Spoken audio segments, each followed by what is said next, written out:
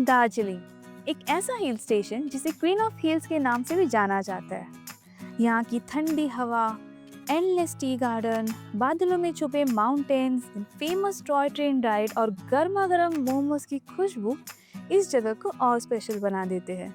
तो इसी खूबसूरत प्लेस को आज मैं एक्सप्लोर करने आई हूँ और आपको इसकी कंप्लीट टूर देने वाली हूँ कि यहाँ पर आप कैसे आ सकते हो, कहाँ पर स्टे करना चाहिए, then places to visit, then toy train ride के बारे में मैं आपको सब कुछ बताने वाली हूँ, पैकेजेस बताऊंगी विद सभी का costing. So hey guys, my name is Tejaswi and welcome back to my channel.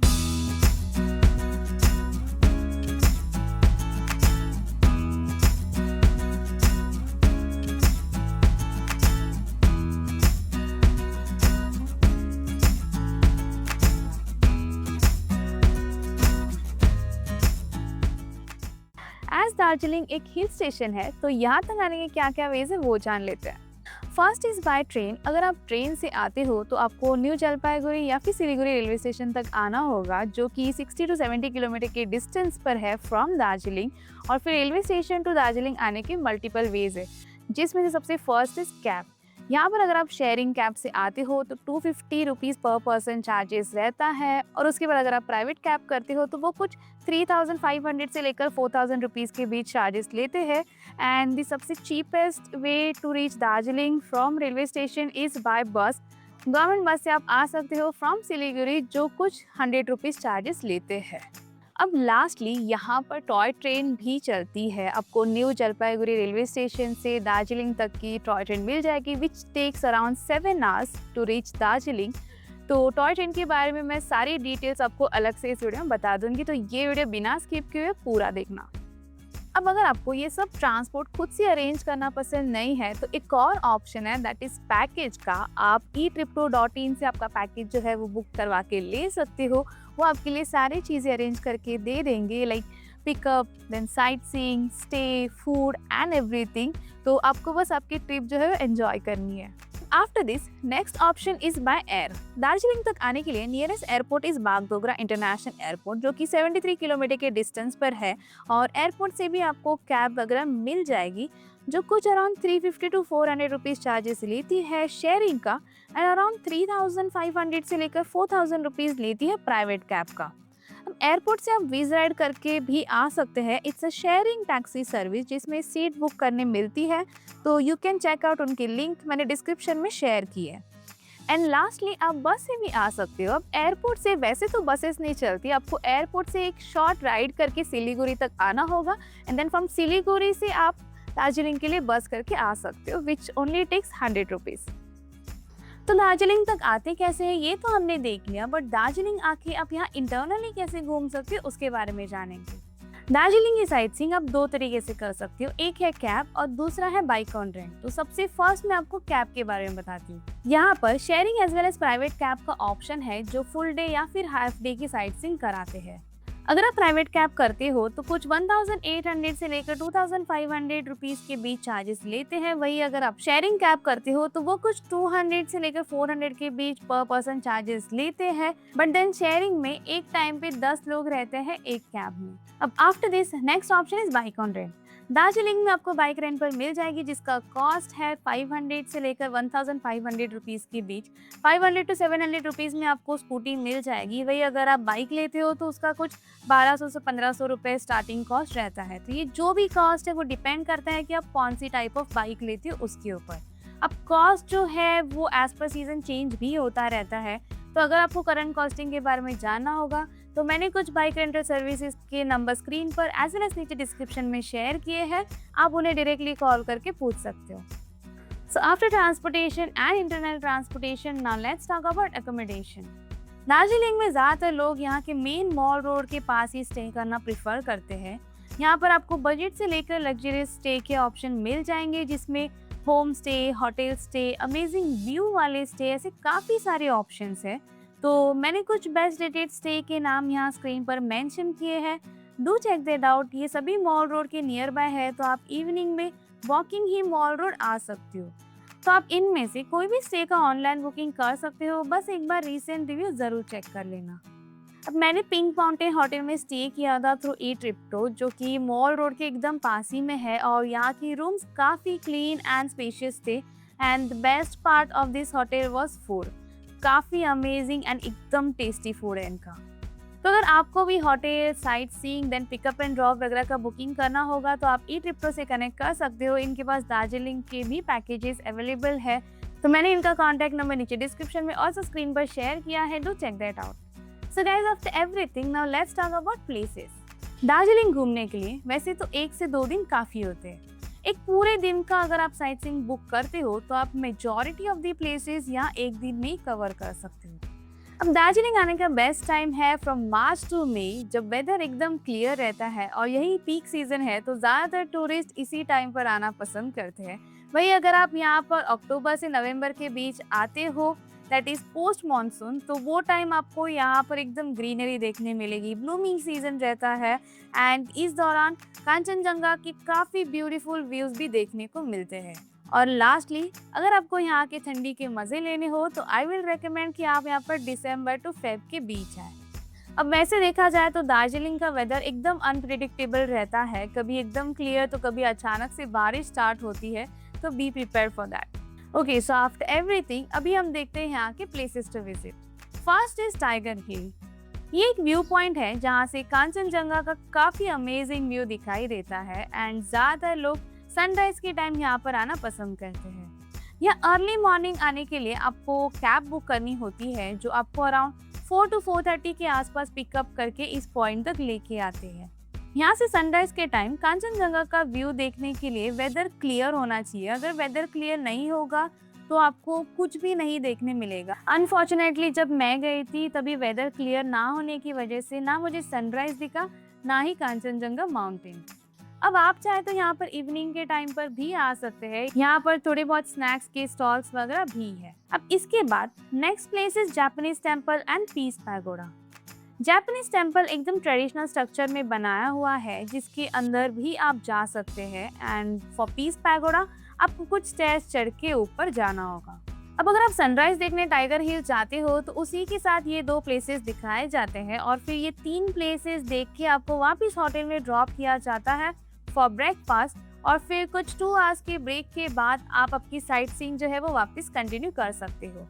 अब ये जो है वो टोटली आपके ऊपर डिपेंड करता है, आप चाहे तो ब्रेकफास्ट करने के लिए होटल भी आ सकते हो, या फिर ब्रेकफास्ट कहीं बाहर करके आपका जो साइट सीइंग है वो कंटिन्यू भी रख सकते हो। तो फ्रेशन अप होके अभी मैं आई हमारे नेक्स्ट स्पॉट पर, that is T garden. Darjeeling की टी इज वर्ल्ड फेमस, जिसे चैंपियन ऑफ टी के नाम से भी जाना जाता है। यहाँ का जो अरोमा एंड टेस्ट है वो बाकी टी से काफ़ी अलग है, एज ये हिमालय के फुट हिल्स पर बनती है। तो यहाँ पर आके आप थोड़ी देर टाइम स्पेंड कर सकते हो, काफ़ी फोटोजेनिक प्लेस है ये। ऑल्सो अगर आपको टी टेस्ट करनी होगी तो उनके रोड साइड कुछ छोटे छोटे स्टॉल्स है, वहाँ पर जाके आप टी टेस्ट कर सकते हो। ऑल्सो यहाँ की दार्जिलिंग की फेमस टी बाय भी कर सकते हो। सो आफ्टर टी गार्डन अभी मैं आई हूँ यहाँ का रोप वे का एक्सपीरियंस लेने। इट्स फेमस इन दार्जिलिंग, तो यहाँ पर ज़रूर आना। यहाँ का पर person entry ticket is 350 rupees 2 वे का, और इस रोप वे से आपको ब्यूटीफुल टी गार्डन का व्यू देखने मिलता है। ऑल्सो दार्जिलिंग सिटी का भी आपको काफ़ी खूबसूरत व्यू देखने को मिलेगा। अब यहाँ पर try to come as early as possible, as जैसे जैसे टाइम बढ़ता है तो लाइन काफ़ी लंबी हो जाती है, तो आपको यहाँ पर काफ़ी रुकना पड़ सकता है। रोपवे में आपके आराम से 2 घंटे निकल जाएंगे, जहां से नेक्स्ट आप जा सकते हो तेंजिंग रॉक क्लाइंबिंग एरिया। यहाँ आपको रॉक क्लाइंबिंग करने मिलेगा, कुछ 100 रुपीज़ चार्जेस लेते हैं। तो अगर आपके साथ किड्स होंगे तो वो यहाँ आके रॉक क्लाइंबिंग का एक्सपीरियंस ले सकते हैं। सो आफ्टर दिस नेक्स्ट आप जा सकते हो यहाँ का फेमस जू विजिट करने। जू एंटर करने के लिए आपको यहाँ टिकट लेना होगा, जिसका चार्जेस है 110 रुपीज़ पर हेड। ये जू एकदम स्पेशल एंड यूनिक है। यहाँ आपको अलग ही एनिमल्स देखने मिलते हैं जो हिमालयस में देखने मिलते हैं। तो नॉर्मल सिटी जू से काफ़ी अलग लगा मुझे ये जू, जहाँ snow leopard and red panda वगैरह देखने मिला, और साथ ही काफ़ी सारे अलग अलग एनिमल्स भी देखने मिले। तो इस जू में एक हिमालयन माउंटेनियरिंग इंस्टीट्यूट म्यूजियम भी है, तो वहाँ पर भी आप जा सकते हो। ऑल्सो कुछ एडवेंचर एक्टिविटीज़ भी आपको करने मिलेंगे, which are all paid activities. तो काफ़ी बड़ा जू है, तो इसे पूरा एक्सप्लोर करने के लिए आपको बहुत चलना भी पड़ेगा। तो आपके आराम से यहाँ पर 1 से 2 घंटे निकल जाएंगे।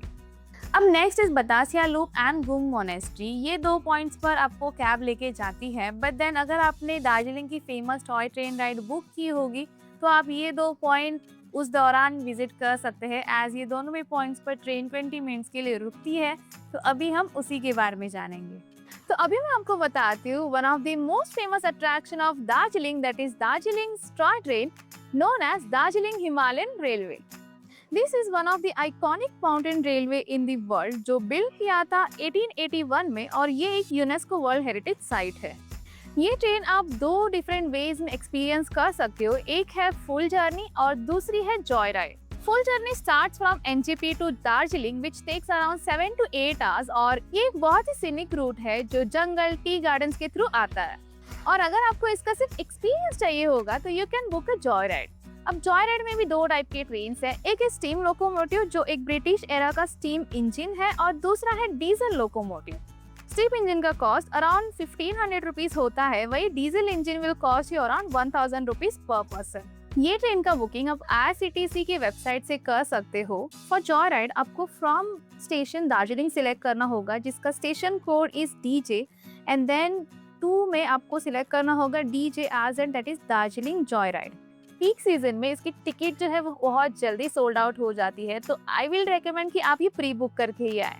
अब जॉय राइड जो है वो दार्जिलिंग रेलवे स्टेशन से घूम रेलवे स्टेशन तक जाती है, and again Darjeeling railway station तक रिटर्न आती है। ये टोटल 2 आवर्स की जर्नी होती है, जिसमें सबसे पहले तो आपको बतासिया लूप पर रुकाया जाता है, जहाँ पर अभी मैं हूँ। यहाँ पर कुछ 15 मिनट्स का हॉल्ट होता है। तो यहाँ पर मस्त ऐसा छोटा सा गार्डन एरिया है where you can spend some time and click some photos. Also यहाँ पर कुछ ट्रेडिशनल क्लोथ्स भी मिलते हैं, तो वो पहन के भी आप अपना फोटोशूट यहाँ पर करवा सकते हो। एंड आफ्टर दैट आपको घूम रेलवे स्टेशन पर भी 30 मिनट्स के लिए रुकाया जाता है। घूम railway station is India's highest altitude railway station which is at around 7400 feet. और इस रेलवे स्टेशन पर एक म्यूजियम भी है, जो कि एक छोटा सा ओपन एयर म्यूजियम है, और उसका टिकट जो है वो आपकी ट्रेन के टिकट में इंक्लूडेड होता है। ये ट्रेन जो है वो सुबह 9:30 से स्टार्ट होती है, and the last train is at 3:45 PM। So guys, ये थे दार्जिलिंग के सारे मेजर प्लेसेस। अब इसके अलावा कुछ और प्लेसेस भी है जो थोड़े दूर है, तो मैंने उनके भी नाम यहाँ स्क्रीन पर शेयर किए हैं। Do check that out. So now after everything, अब क्विकली मैं आपको इसकी आइटनरी बताती हूँ। डे 1 में एज आप दार्जिलिंग तक ट्रैवल करके आओगे तो होटल में चेक इन करके थोड़ा रेस्ट करके इवनिंग में आप जाना यहाँ का फेमस मॉल रोड एक्सप्लोर करने। After that on day 2 early morning sunrise देखने अराउंड 4 बजे चले जाना टाइगर हिल, जिसके लिए आपको कैब बुक करनी होगी, और फिर वहाँ से Japanese temple and peace pagoda देखने जाना।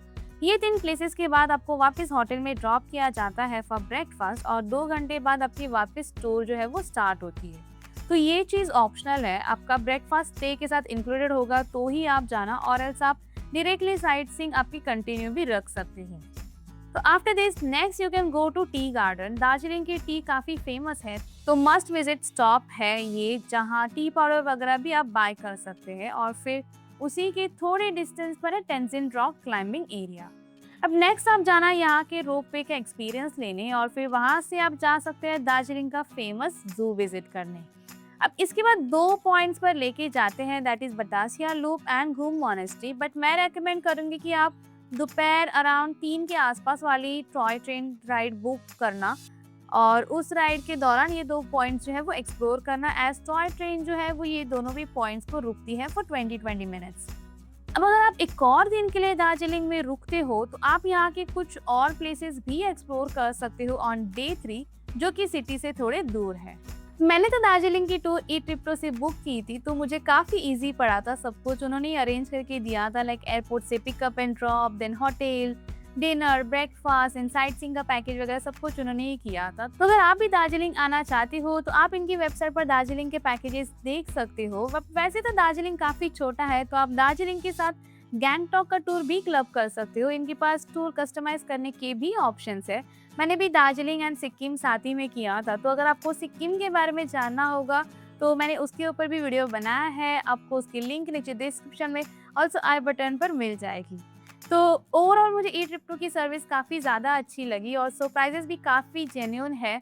तो अगर आप भी इनसे पैकेज बुक कराना चाहते हो तो मैंने इनकी वेबसाइट की लिंक ऑल्सो कॉन्टैक्ट नंबर नीचे डिस्क्रिप्शन में ऑल्सो स्क्रीन पर शेयर किया है, तो डू चेक दैट आउट। अब लास्टली अभी हम बात करते हैं इसके बजट की। बजट में मैंने मेन ट्रांसपोर्टेशन का कॉस्ट इंक्लूड नहीं किया है, एज वो डिपेंड करता है कि आप कहाँ से ट्रैवल कर रहे हो या फिर किस मोड ऑफ ट्रांसपोर्ट से ट्रैवल कर रहे हो उसके ऊपर। एयरपोर्ट या रेलवे स्टेशन दोनों जगह से दार्जिलिंग तक आने के लिए अगर आप प्राइवेट कैब करते हो तो वो कुछ 3,500 से लेकर 4,000 रुपीज के आसपास चार्जेस लेते हैं। उसके बाद अगर शेयर कैब से आते हो तो वो कुछ 250 to 350 rupees per person charges लेते हैं। वही सिलीगुड़ी से गवर्नमेंट बस से आने का भी ऑप्शन है जिसका कॉस्ट होता है सिर्फ 100 रुपीज। दार्जिलिंग में स्टे की बात करूँ तो अराउंड 1,200 से लेकर 1,500 से स्टार्टिंग आपको मिल जाएगा पर नाइट 2 पीपल के लिए। या मेजॉरिटी ऑफ द प्लेसेस की साइट सीइंग एक दिन में हो जाती है, जिसके लिए अगर आप प्राइवेट कैब करते हो तो वो 2,000 टू 2,500 के आसपास लेते हैं। वहीं शेयर कैब कुछ 300 to 400 rupees per person charges लेती है। अब अगर आप टॉय ट्रेन राइड करते हो तो उसमें दो टाइप्स है, एक है स्टीम इंजन जिसका कॉस्ट है 1,500 रुपीज एंड डीजल इंजन का कॉस्ट है 1,000 रुपीज पर पर्सन। फूड की बात करूँ तो एक दिन का कुछ 500 टू 600 रुपीज होगा फॉर वन पर्सन, जो कि टोटली आपके ऊपर डिपेंड करता है। तो टोटल आपको कुछ पड़ेगा 20,000 के आसपास for a couple by private cab. वही अगर आप सोलो ट्रैवल कर रहे हो और शेयरिंग वाला ऑप्शन सिलेक्ट करते हो तो आपका होगा कुछ 5,000 to 6,000 rupees per person. So guys, ये थी दार्जिलिंग की complete tour with all the information. मैंने तो दार्जिलिंग जाके बहुत ज़्यादा एंजॉय किया और काफ़ी अच्छा लगा मुझे दार्जिलिंग। तो अगर कभी आप भी दार्जिलिंग जाना चाहते हो या फिर ऑलरेडी जा चुके हो तो आपका वहाँ का एक्सपीरियंस कैसा रहा ये मुझे कमेंट करके ज़रूर बताना। और साथ ही साथ अगर आपको आज का मेरा ये वीडियो पसंद आया होगा तो इस वीडियो को लाइक करके चैनल को सब्सक्राइब करके बेल आइकन भी ज़रूर प्रेस करना, ताकि जब भी मैं कोई न्यू वीडियो पोस्ट करूँ आपको उसका नोटिफिकेशन जब आ जाएगा। By that time, keep traveling with Tejasvi.